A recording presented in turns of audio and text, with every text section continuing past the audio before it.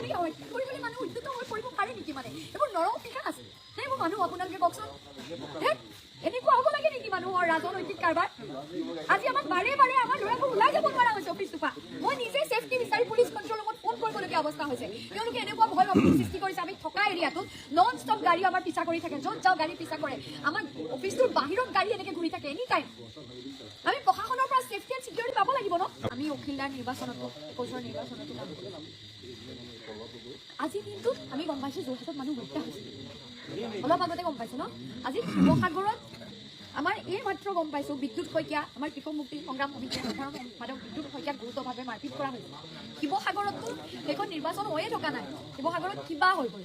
এনেকুৱা নৰসাধক মানুহে যেতিয়া নিৰ্বাচনত অৱতীৰ্ণ হয়, মানুহৰ হত্যা কৰি নিজে আচলতে তৃপ্তি লাভ কৰা মানুহে যেতিয়া নিৰ্বাচনত অৱতীৰ্ণ হয়, তেতিয়া ক'ৰবাত মানুহ জীয়াই থকাৰ পৰিৱেশ নাথাকেতো।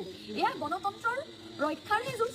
আমি গণতন্ত্ৰ ৰক্ষাৰ যুঁজৰ নামত সম্পূৰ্ণৰূপে গণতান্ত্ৰিক ব্যৱস্থাটোক যদি ধ্বংস কৰোঁ, গণতান্ত্ৰিক প্ৰমূল্যবোধক ধ্বংস কৰি যদি আমি হত্যা কৰিব পৰা, মানুহক মাৰিব পৰা এটা পৰিৱেশলৈ লৈ যাওঁ, এয়া সন্ত্ৰাসবাদৰ পৰিৱেশ হৈছে নে গণতন্ত্ৰ ৰক্ষাৰ যুঁজ হৈছে? আপোনালোকে কওকচোন।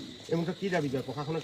আমি প্ৰশাসনক প্ৰথম কথা আমি কাইলৈ ভিতৰত প্ৰশাসনক দাবী কৰিছোঁ, আজি ৰাতিৰ ভিতৰতে এই যিকেইজন মানুহৰ নাম কি কৈছে, যিকেইজন মানুহৰ নাম ভুক্তভোগীয়ে কৈছে সেই কেইজন নামকেইটা কৈ দিয়ক দাদা। পল্লৱ গগৈ, জিন্তু ভৰালী, ৰমা বৰা, যিকেইজনৰ নাম প্ৰত্যক্ষদৰ্শী ৰাইজে কৈছে, যিকেইজনৰ নাম ভুক্তভোগীয়ে কৈছে, এই ৰাতিৰ ভিতৰতে তেওঁলোকক এৰেষ্ট কৰিব লাগিব।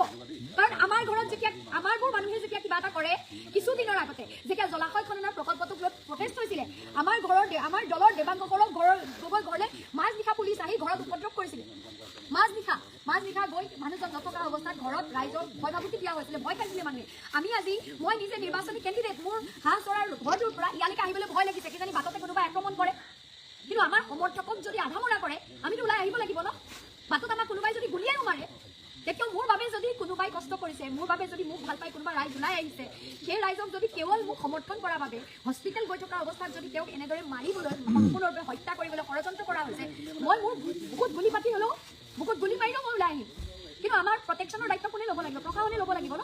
কাইলৈ দিনটো নিৰ্বাচন। আজি এই মুহূৰ্তত ফোনটো ৰিচিভ কৰিবলৈ চিন্তা হৈ গৈছে যে আৰু ক'ৰবাত এনেকুৱা খবৰ আহিব নেকি, আৰু ক'ৰবাত এনেকুৱা কিবা হ'ব নেকি? কওকচোন, এয়া নিৰ্বাচন হৈ আছে নেকি? প্ৰতিটো সমষ্টিয়ে আজি যোৰহাটত হত্যা, শিৱসাগৰতো কি হৈ আছে, ৰাতিপুৱালৈকে কি হৈ যায়, কোন জীয়াই থাকিব, কোন মৰিব, এনে এটা পৰিৱেশ সৃষ্টি হৈছে। মোৰ ইয়াতো এনে এটা পৰিৱেশ সৃষ্টি হৈছে।